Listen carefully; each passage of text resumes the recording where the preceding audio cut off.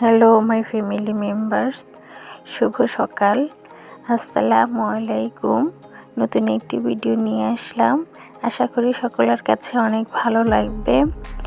সবাই কষ্ট করে সম্পূর্ণ ভিডিওটা দেখবেন, না টেনে দেখবেন, কারণ আপনারা যদি টেনে দেখেন আমার ওয়াচ টাইমটা পূরণ হবে না। তো কষ্ট করে একটু সবাই সম্পূর্ণ ভিডিওটা দেখে নেবেন।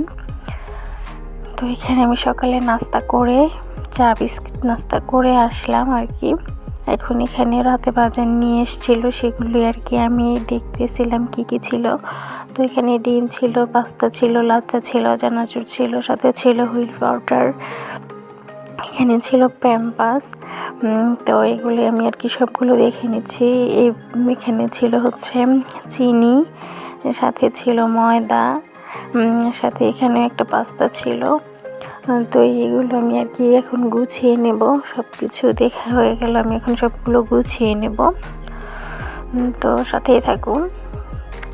এখানে আমি সব গুছিয়ে নিয়ে এখন গরম গরম জিলাপি নিয়ে এসছে, সেগুলোই আমি আর কি খাচ্ছিলাম।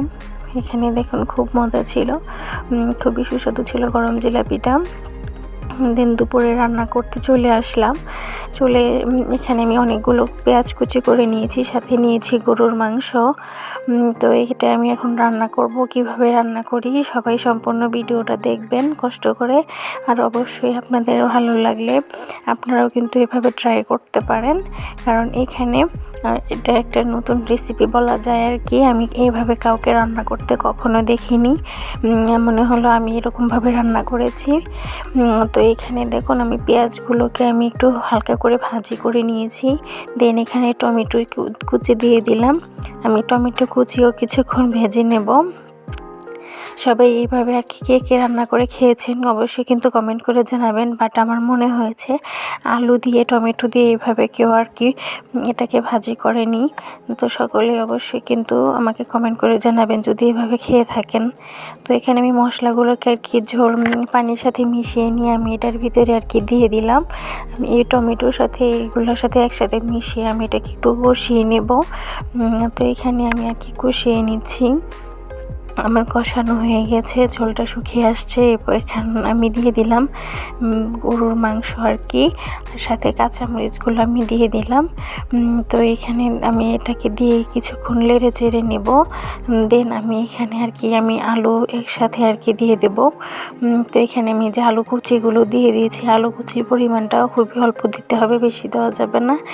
গোস্তে পরিমাণের যে আলু কুচির পরিমাণটা কম দিতে হবে।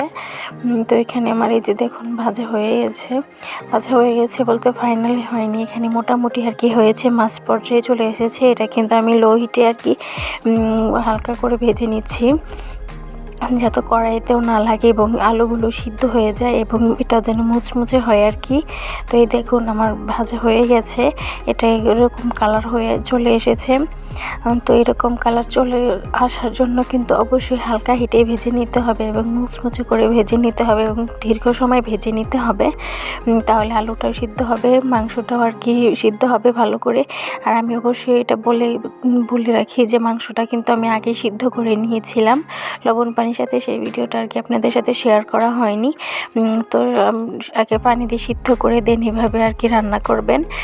তো দেখলাম যেহেতু মাংসর নতুন একটা আর কি রেসিপি করেছি, এখানে দেখি মাংস পিঠাও আর কি করা যায় কিনা, সেই জন্য আমি আর কি চাউলের গুঁড়া এখানে আমি নিয়েছি, এগুলো মথে নিলাম। এখন আমি রুটি করে নেব। রুটি করে মাঝখানে আমি কেটে নিয়েছি, এটাকে শেপ দেব। এটা সমোচা শেপে আর কি আমি পিঠাটা বানিয়ে নেব। তো এই দেখুন আমি সমোচা শেপে পিঠাটা বানিয়ে নিয়েছি। এর ভিতরে মশলা দিয়েছি, যেহেতু ঝাল ঝাল হয়েছে সেই জন্য আমি আর কি অল্প পরিমাণে দিয়েছি। তো এই দেখুন আমি এখন চুলায় দিয়ে নিলাম, এটাকে আমি তেলে ভেজে নিচ্ছি। তো আমি এক এক করে আর কি সবগুলো ভেজে নেব। দেখুন কি সুন্দর কালার চলে এসেছে। ফাইনালি সবগুলো ভাজা হয়ে গেছে। লাইক কমেন্ট করতে কিন্তু অবশ্যই ভোলা যাবে না। আল্লাহ হাফিজ।